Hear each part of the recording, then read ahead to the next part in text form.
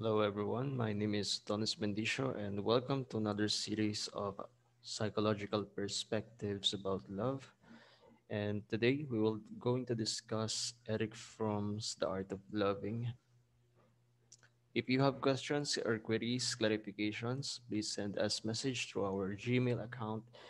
That is hr.lahok@gmail.com, and of course through our Facebook account, that is fb.com/lahoktc, for us to improve our services as well as materials for you. So we enjoy creating contents like this. So if you want us to create and help you out with the topics related to theories of personality, abnormal psychology, psychological assessment, industrial and organizational psychology, understanding the self as well as personal development, kindly message us and we will get back to you soon. We may also mention your name as well as your queries in the next video, so comment down your names and of course your questions. I hope so you will learn some theoretical concepts today, and now let us proceed to the topic. Who is Eric Fromm? Eric Fromm was born in 1900s in Frankfurt, and he is known as a German and social psychologist and of course a psychoanalyst considered as a neo-Freudian along with Karen Horney and Carl Jung. So he finished his doctorate degree at the University of Heidelberg in 1922, and he developed this humanistic psychoanalysis, and he suggested that man has primary needs, that is freedom and of course belonging. Okay. So in The Art of Loving, in 1956, this book was published, and then he learned that there is a paradox of what we call love. So in love, the paradox occurs that two beings become one and yet remain two. Anong ibig sabihin nito? Sa isang relasyon daw, meron daw tayong sariling mga goals in life. So for example, yung isang partner, yung babae is meron siyang career sa pagiging medical doctor, o kaya naman yung isa ng mga partner, yung lalaki is more of psychology or ibang field of expertise, maring into selling, maring into entrepreneurship. So basically, this is what we call the paradox of love. You are one, iisa kayo because of the marriage that you have, because of the union that you have. This is the paradox of love because you are remaining two. Meron kayong mga certain characteristics that you have in that are considered as different to one another, yet you remain as one in a relationship. Okay, so let us proceed with what we call the art of loving according to Eric Fromm. So, as I have said, the art of loving is a book published by Eric Fromm in 1956. According to him, love is an art, just as living as an art. Anong ibig sabihin naman nito? If we want to learn the other art, gaya ng pagmamahal, it is just the same as pag-aaral ng medicine, it is just the same as pag-aaral ng engineering, so on and so forth. So kailangan mong i-master yung theory. Ano ba yung mga underlying concepts? Ano ba yung pagkakaintindi mo sa pagmamahal? And of course, you have to practice what you have learned. Gaya sa pag-aaral natin, we learned the theories, the concepts, the principles of what we call the subjects of expertise that we have. And of course, kapag nag-aaral kayo ng medicine, you have to be known of the anatomy and the physiology of the body, and of course, the consequences of what we call the bodily parts as well as their functions. Gaya rin sa pagmamahal, you have to learn ano ba yung mga consequences ng gagawin ninyong actions. That is what we call the art of loving according to Eric Fromm. You have to master the theory of it, and of course you have to master and of course the practice ng tinatawag natin na pagmamahal according to Eric Fromm. Now, what are the considerations of what we call the art of loving? Paano tayo dapat magmahal? According to Eric Fromm, we have this freedom. So excessive freedom can lead to some point of problematic uh, relationship, but with the use of loving and of course the right freedom that we have, we could provide care, we could provide the responsible act towards our partner. We have to respect him or her, and of course we have to be knowledgeable about him or her. Ano bang ibig sabihin ng mga to? Say Fromm said that love is an active learning process, and of course you have to develop it over time. Gaya ng nasabi natin, we have to master the theory of it, ano ba yung mga concepts and principles about it, and we have to practice. When we say practice, we have to take care of our partner, we have to take care of ourselves as well, and of course we have to be responsible. Ano ba yung dapat nating gawin sa isang relationship? Do we have to apply for a job? Kailangan ba natin sariling sikap na magtrabaho para sa ikauunlad ng partners in life natin o kaya naman sa pinaplano natin pamilya? And of course, nandiyan yung tinatawag natin na respect. Kailangan irespeto natin yung sarili natin.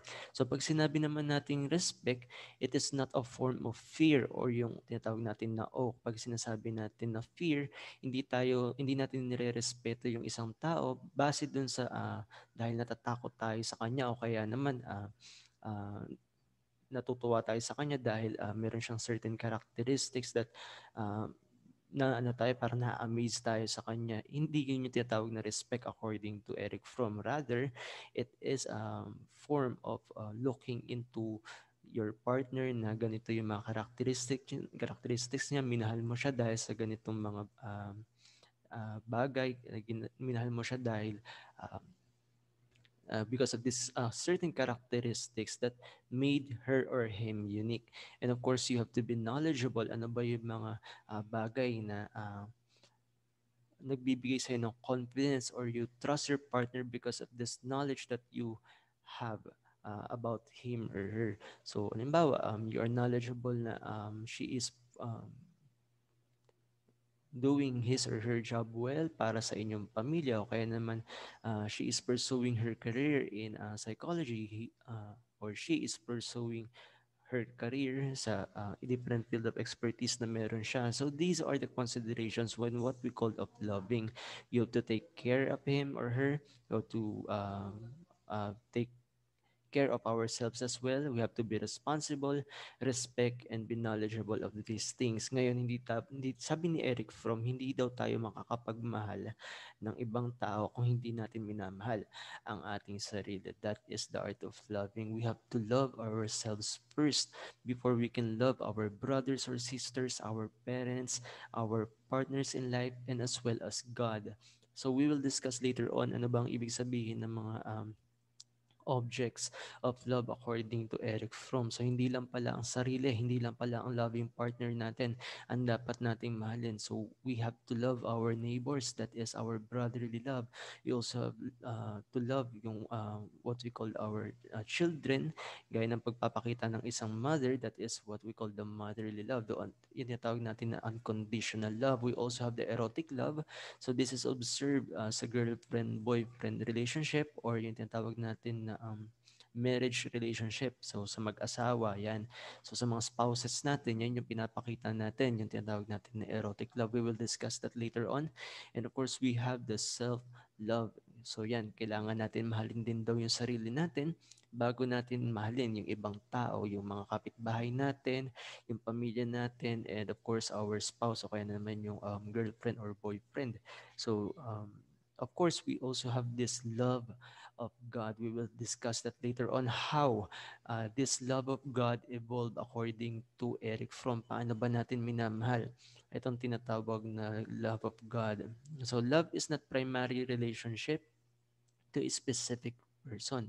So it is an attitude, an orientation of character which determines the relatedness of a person to the world as a whole, not toward one object of love. So hindi lang pala isa ang minamahal natin. So it is interconnected doon sa mga tao, doon sa figure na minamahal natin. So it is not just a feelings, rather it is a long-term commitment to these individuals around us, or dun sa figure of God that we have. So let us have brotherly love. So brotherly love, it is the kind of love that the Bible speaks when we say love thy neighbor. Ito yung pagmamahal natin sa mga kapitbahay natin, sa mga nakakasalamuha natin, yung friends natin, yung mga classmates natin yan, yung mga colleagues natin. Yan yung tinatawag natin na brotherly love. So it does not involve exclusiveness o yung tinatawag natin na romantic love. So hindi naman natin sila minamahal gaya ng pagmamahal natin sa parents natin, hindi naman natin sila minamahal gaya sa mga partners in life natin, gaya ng girlfriend, boyfriend, or spouses. Ito yung tinatawag natin na non-exclusive love. And of course, it is a form of love that we show to our neighbors. Now we have the motherly love, which is the form of affirmation of the child's life. No, so you take care of your child. It is unconditional. Pantay-pantay mo tinitingnan yung mga anak mo as mahal mo. So one is to have to take care and have to be responsible doon sa kanyang pag-aalaga sa kanyang anak, and absolutely necessary for the preservation of child's life and growth. Yan yung sinasabi natin sa motherly love. That is in contrast naman dito sa tinatawag natin na fatherly love. Ano ba naman yung fatherly love na tinatawag? So in contrast with motherly love, yung fatherly love is conditional. Ibig sabihin, mayroong mga conditions bago mo mahalin ang isang tao, yung isang anak mo, your child has to fulfill yung tinatawag mo noon na expectations, because he or she is tinatawag natin na masunurin, and of course yung mga duty na binigay mo sa kanya ay are met. So yan yung tinatawag natin na fatherly love. Merong mga conditions para ikaw ay mahalin. That is in contrast to what we call the motherly love or the unconditional love. And of course, we have this erotic love. Ano ba yung ibig sabihin ng erotic love? We have mentioned this a while ago. Yung erotic love, it is the form of love that is exclusive and not universal. Doon lang sa tao na yon. Yung pagmamahal mo doon sa girlfriend or boyfriend, o kaya naman yung pagmamahal mo sa asawa mo, it is not universal. It is only exclusive para sa kanya. You crave for this fusion dito sa tinatawag natin na erotic love. According to Eric Fromm, ano ba yung sabi niya? When it comes to human desire, it is the interpersonal fusion na tinatawag natin na very important para ma-defeat natin yung tinatawag natin na separateness. According to Eric Fromm, yung tinatawag natin na separateness ay yung pinakakalaban ng isang tao. It forms because of the anxiety that we feel, and he suggested that we humans do not want to be alienated. Ayaw natin na mahihiwalay sa ibang tao, which is why it is our nature really to be interpersonal, to have this interpersonal relationship. So we look for the salvation from loneliness that we feel.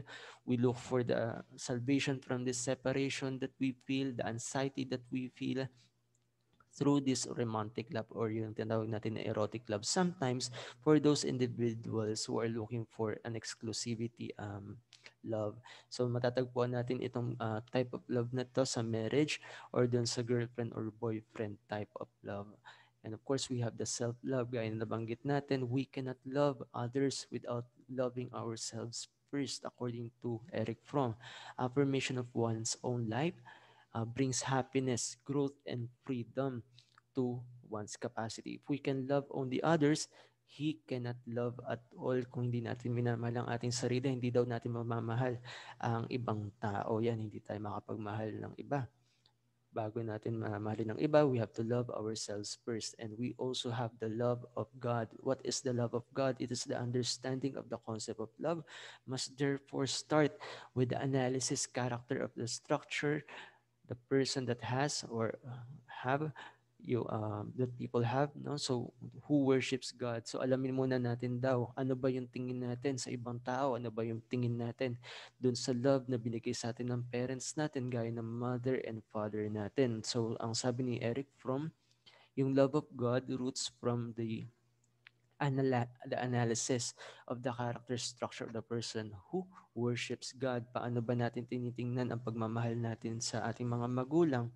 Yan ang root cause na tinatawag natin na love of God. So one thing in certain, the nature of love for God corresponds to the nature of his love for man. And furthermore, the real quality of his love for God and man often is unconscious. Minsan hindi natin alam bakit mahal natin ng Panginoon o kaya naman tinatawag natin na God figure, and covered up and rationalized by more mature thought what love is. And later on, we will discuss that, yung tinatawag natin na love of God, how love of God originated, o yung tinatawag natin na how love of God being formed. Now, we have this love of God.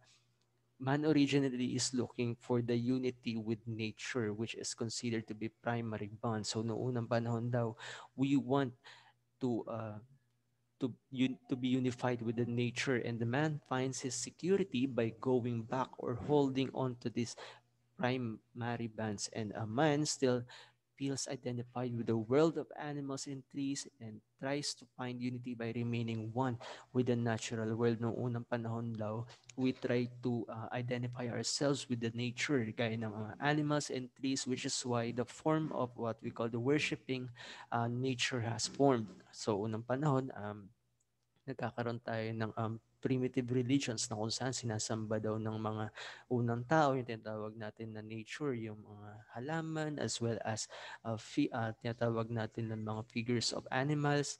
So these are formed because we humans noong unang panahon daw wanted to be unified with the nature that we have, and animals transformed into totem.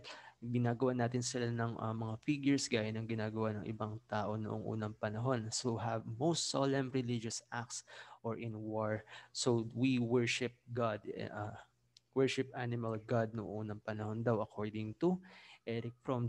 This is one of the form of activity that we have noong unang panahon para to unify ourselves with the nature. Okay? We will discuss this man transforms the product of his own. So ginagawa minsan natin, gumagawa tayo ng figure of animal, and then we worship it. So these are very familiar stories galing dun sa mga unang panahon, gaya ng nakalagay dun sa Bible na ang ginawa nila nung una is that gawa sa clay, gawa sa gold, gawa sa silver, and other creation na handmade ng tao. These are the skills and powers they are projecting naman doon sa tinatawag natin na figure. And he makes and thus in alienated passion worships his prowess, his possessions. Now, love for of God formed noong unang panahon as this kind of relating to the nature according to Eric Fromm. Now, what is love according to um, Eric Fromm? Love for man, while directly embedded in his relations to his family, is in the last analysis determined by the structure of the society which he lives. So gaya na nabanggit natin, kung ano man yung society na meron tayo, sino man yung sinasamahan natin, ano yung kinalakhan natin na pamilya, really affects on how we perceive love. Ano ba yung ibig sabihin natin ng love? It depends kung saan tayo lumaki, paano tayo pinalaki, ano ba yung culture na meron tayo. So if this social structure is one, the submission to authority, overt authority, or the anonymous authority, or the market and the public opinion, his concept of love must be infantile. So, ibig sabihin, if we submit to those authority, could it be overt authority, yung tinatawag natin anonymous authority, infantile daw, hindi tayo conscious doon sa tinatawag natin na pagsamba natin o kaya naman sa pag-worship sa God. And our form of love towards our God is likely to be infantile, hindi pa siya mature. And as far as from this concern, the mature concept of it as seeds found to be history of monastetic religion. Okay, we have this existential needs na tinatawag according to Eric Fromm. There are 5 existential needs. The relatedness, yan tinatawag natin na submission or domination. And positive component is love. We will discuss this later on. Ano ba yung relatedness? Paano ba tayo makipag-connect sa ibang tao? We also have the transcendence. So the negative component could be destructiveness, and the positive one is creativeness. We also have rootedness, which includes the fixation, and of course, the positive one is the wholeness. We'll discuss that later on. Sense of identity, we have adjustment to a group, and of course, the individuality, knowing oneself. Yan. And of course, the frame of orientation, we have the goals in life. Is it rational or irrational or rational. So we will discuss this later on, the existential needs.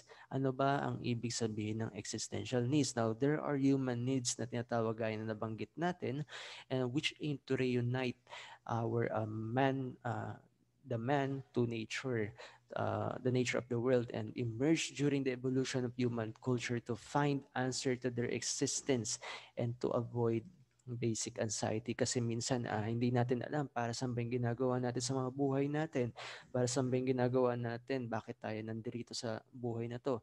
And of course, this basic anxiety na tinatawag is a form of thinking ng ating mind na kung saan we feel anxious about the future and of course the existence that we have, which is why we have to reunite with the nature of the world. Yan tinatawag ni uh, Eric Fromm. Now let us proceed with relatedness. We have discussed this that relatedness includes the positive and the negative one. So submission or domination versus love. So there is a need to feel reciprocity in a relationship. So kung ano man yung binibigay mo, you want it to be magkaroon ng reciprocity, matanggap mo yung deserve mo na love o kaya naman trust and of course care, responsibility yan. You want to feel this kind of love na binibigay ng partner mo because you are giving din naman para sa kanya. So it could be a submission or domination. So one of the characteristic ng love is relatedness. Okay? And of course, we have transcendence. It is either destructiveness or creativeness. What does this mean? So this is the need to create and gain a sense of meaning and purpose. Para saan ba ang ginagawa nating relationship na ito? Is it to create or destruct? So there are times that a partner is being jealous. He or she wants to destruct what we call the relationship that they have. O kaya naman they love one another, which is why they transcend to this kind of relationship that they have, and then they tend to create uh, the love more. Yan. And to create means to gain the sense of meaning and purpose. You have the purpose, you know the meaning, bakit kayo nagmamahalan sa isa't isa. And of course, we have the rootedness, the fixation versus wholeness. So the need to originate the relationships or links with other individuals which offer emotional safety and function. So yung pamilya ba natin, binibigyan ba tayo ng wholeness as a person, yung part of the emotion that they given to us, uh, does it bring wholeness or are we fixated to this relationship that we had sa family members natin? We did not completed yung feelings of belonging sa kanila, so likely we are fixated about it. And of course, if we learned the love that they have given us, na madadala natin all throughout time hanggang tayo mag-asawa no kaya mag-girlfriend or boyfriend, it will bring us wholeness according to the rootedness of Eric Fromm. Now we also have the sense of identity. It is therefore the adjustment to a group or individuality. Susundan mo ba blindly itong grupo mo na nagbibigay sa iyo ng adjustment o kaya naman tinatawag natin you are adjusting yourself to this group para you belong to them, or are you establishing individuality? The individuality is a healthy part of it, so you know kung ano man yung stand mo, you know kung ano ba yung mga skills, characteristics and other abilities na meron ka compared to the other people.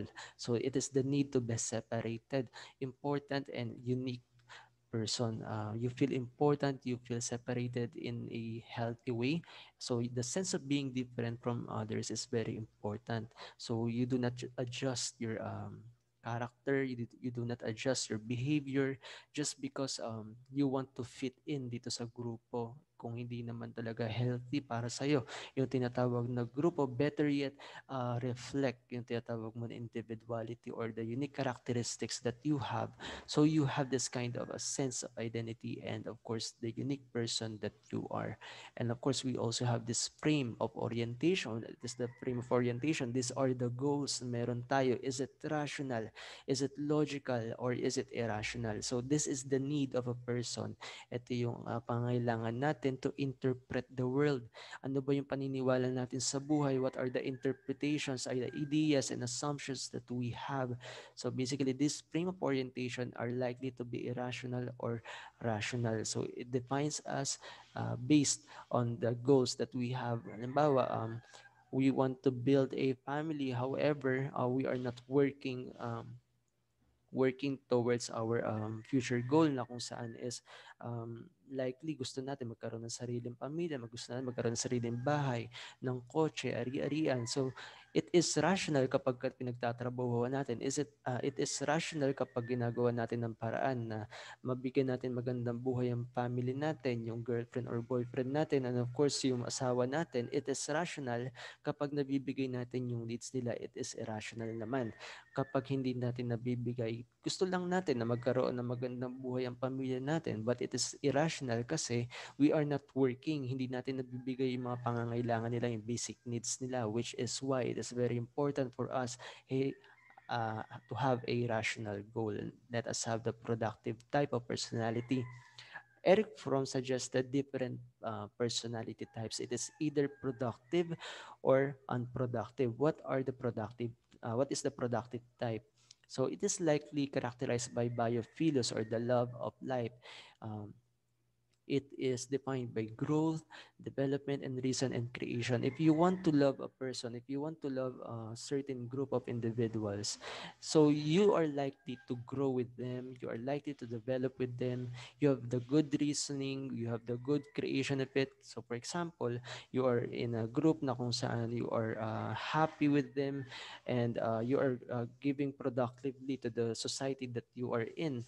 So likely, you are giving this a biophilus characteristic. You are loving the life. So, in contrast naman, it is necrophilus. Kapag sinabi natin necrophilus, hindi, you are not giving your best. You are not giving yung whole effort mo para mabigay dun sa group o kaya naman sa partner in life mo. So necrophilia ibig sabihin towards death, towards yung illness, towards the disease. You are thinking na hindi to mag-workout. You are thinking na hindi siya mag-improve.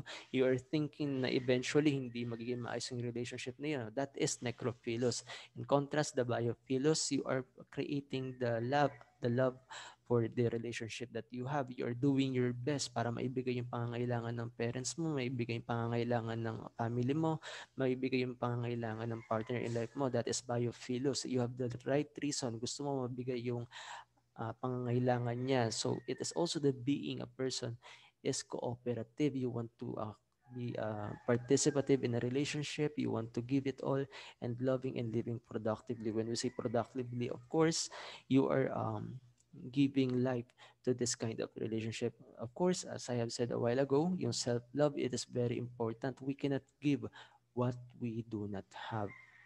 Now, we have this character orientations or tinatawag natin na personality types which are what we called non-productive type. We have the receptive type, exploitative type, hoarding type, and marketing type. So let us discuss this one by one. We have the receptive type. What is the receptive type? Receptive type is the person characterized with the need for constant support. So likely they are dependent. Gusto nila laging nakadepende doon sa isang tao. Gusto nila nakadepende lagi doon sa nagbibigay sa kanila ng nutrition, ng health. So ilang taon na siya o kaya naman nasa working age na siya, but likely he or she is not reciprocating this support. So for example, an individual who is likely nasa 20 plus na or nakatapos na ng pag-aaral niya o kaya naman likely nandun pa rin sa support ng parents niya, and of course it is he or she is not reciprocating yung efforts ng parents niya. Pinakain na siya, binigyan na siya ng magandang tirahan, dinamitan na siya, and so on and so forth. But in a receptive type of personality, according to Eric Fromm, this type of person does not want to grow, does not want this responsibilities, does not want to have this kind of ability to decide on his or her own self. Now, individuals like this do not grow, and of course, they are likely to depend to these parents that they have, and they live in the household, and likely overbearing, likely controlling maybe yung parents nila according to Eric Fromm, which is why hindi sila nag-grow. So, parents nila likely ayaw silang mag-decide para sa sarili nila, gusto ng parent nila, sila lang yung magbibigay para dun sa anak nila. And then eventually the effect is that the child or yung individual is develop this type of personality, which is what we call the receptive type. Pagdating naman sa relationship, the receptive type person is the one who is more dependent to the other individual or dun sa partner in life niya. He or she wants to rely only to this partner sa buhay niya. Yung isa nagtatrabaho lang, but he or she, yung isang partner naman as a receptive type, gusto niya nasa bahay lang siya and walang ginagawa.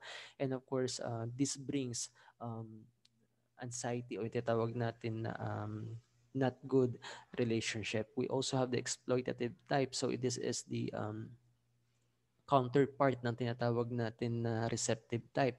The exploitative type is the kind of person who has the need to exploit others. So he or she wants to lie, cheat, manipulate the other person. So likely ito yung tinatawag natin na contrast naman, tinatawag natin na receptive type. Yung receptive type gusto mag-independent, but the exploitative type wants to manipulate naman this individual.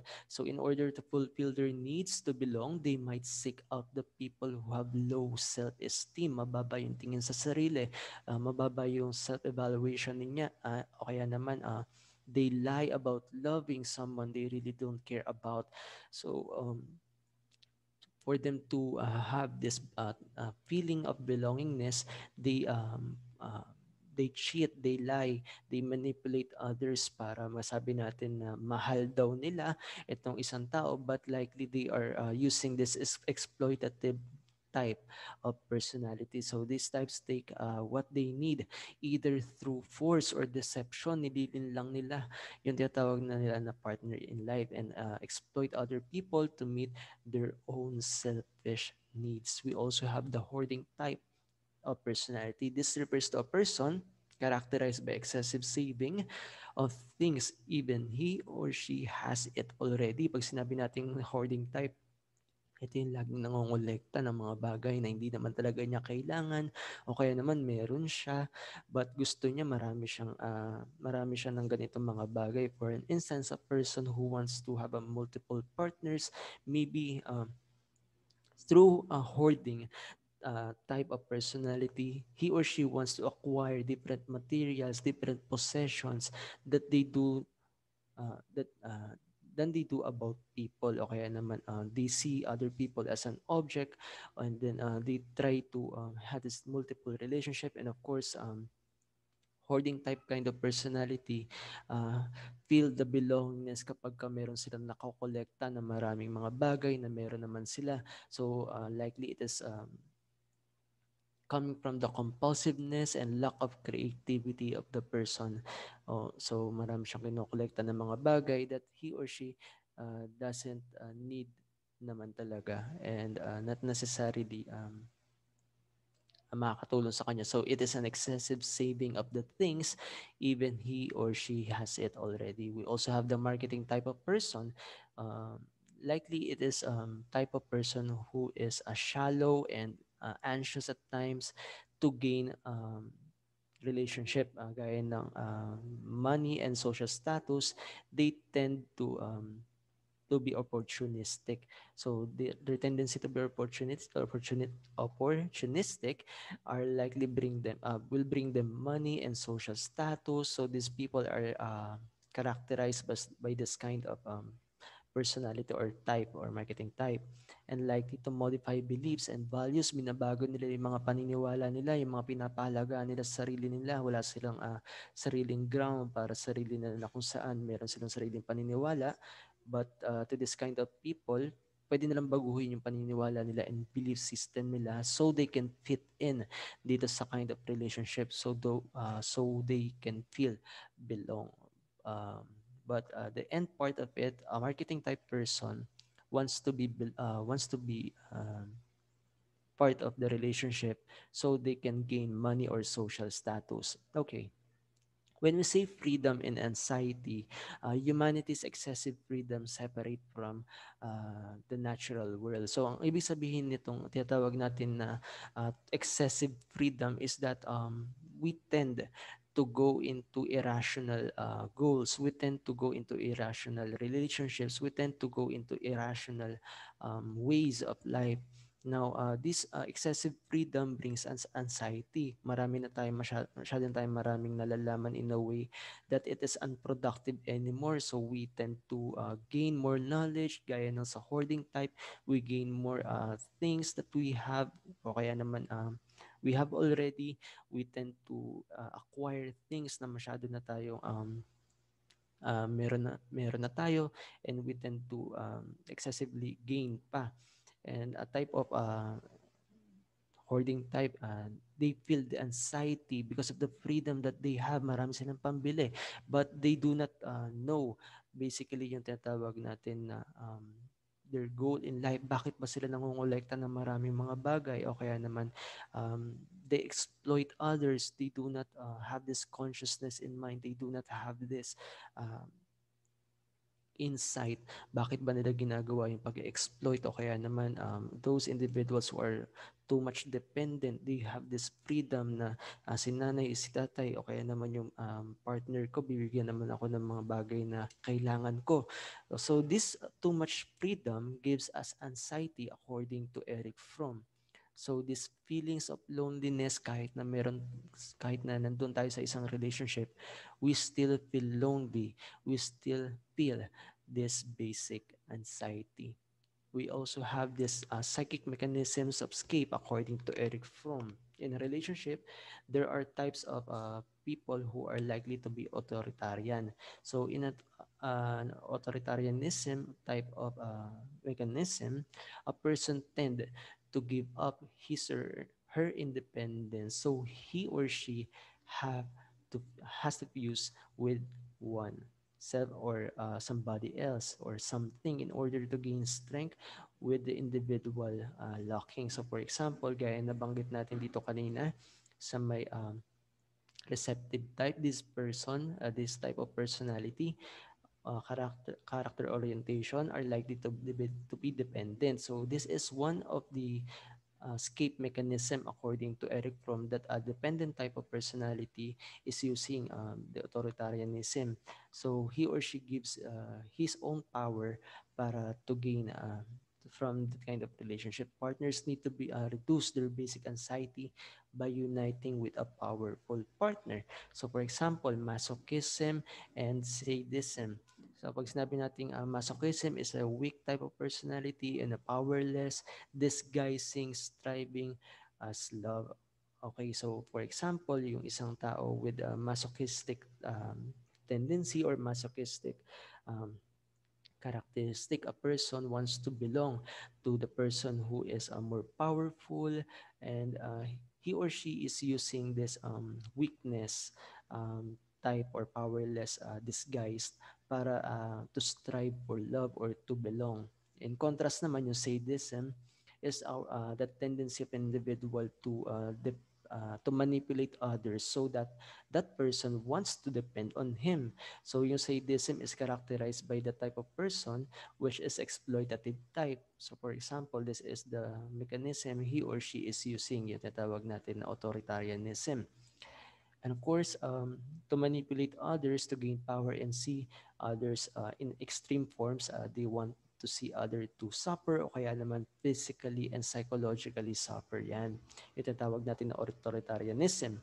Another escape mechanism is the destructiveness. When we say destructiveness, also known as malignant aggression, it is characterized by perversion of loneliness. Gusto natin i-destroy yung family, o kaya naman i-destroy yung relationship na meron yung ibang tao, o kaya yung relationship na meron tayo. So this psychic mechanism tend to isolate oneself, to feel lonely, to feel more of this loneliness, and tries to keep away from other people, to eliminate or destroy relationships of others, so the a person cannot be hurt. So, ang tendency ng isang tao with destructiveness psychic mechanism is that they destroy others para hindi mo ko masasaktan.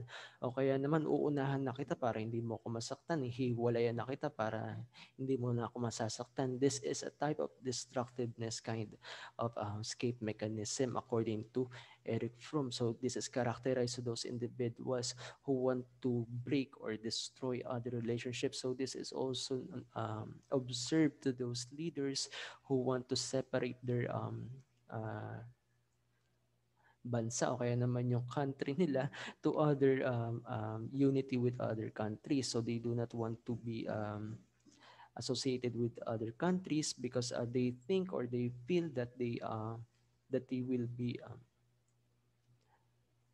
yeah, they will be overcome by this other uh, countries. Yan yung tawag natin na destructiveness. Gusto nila, uunahan nila yung ibang countries na ma-destroy o kaya naman ma-destruct.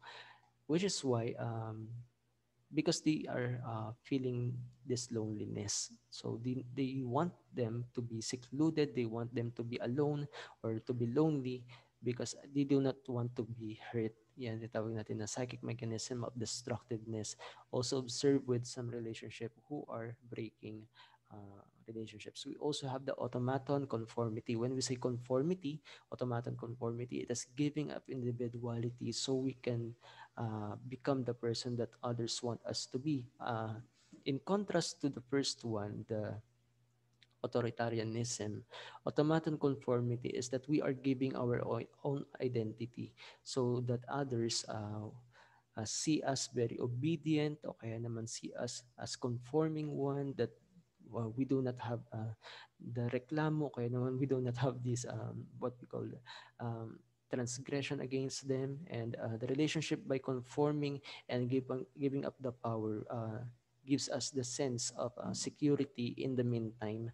But in the long term, automaton conformity, or yung tawag natin giving our own identity to others, will feel as lonely in the later part. As if you want the copy of this presentation, you can just click this picture right here, Eric from Fear of Freedom, which includes these forms of psychic mechanism, discussing these psychic mechanisms for you to understand more on how Eric Fromm really formulated this what we call escape mechanism. And I hope you have learned this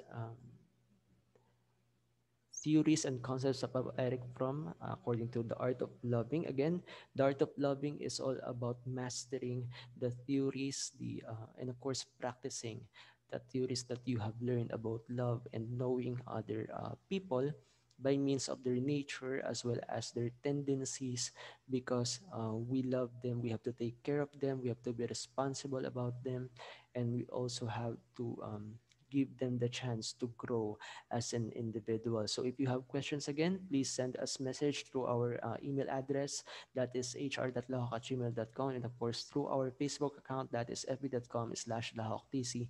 I hope you enjoyed this lecture, and we will see you in the next one.